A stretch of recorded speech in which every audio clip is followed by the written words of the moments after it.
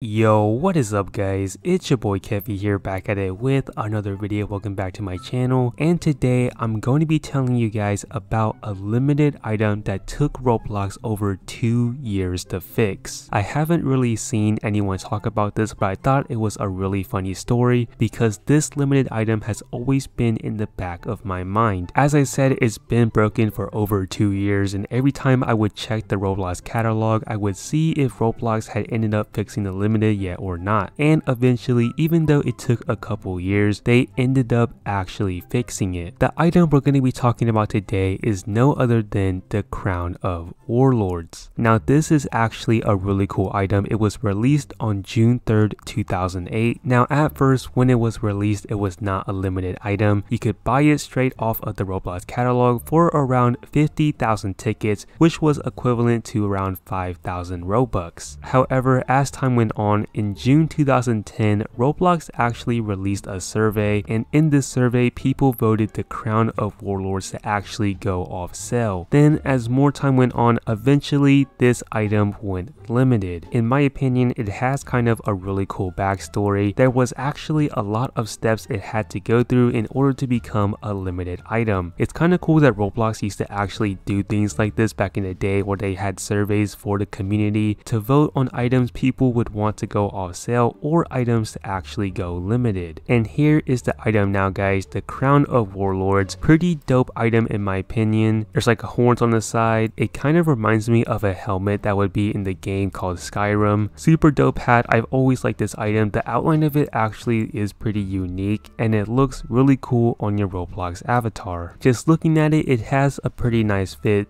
Cool horns, a cool little helmet, cool mask and everything. The one thing about this item that really catches my eye though is not the item itself, but the description. The description reads, "Pony noobs is for noobs. I pwn the noobs that pwn the noobs. Don't post numbered comments. Don't ask for a lowered price.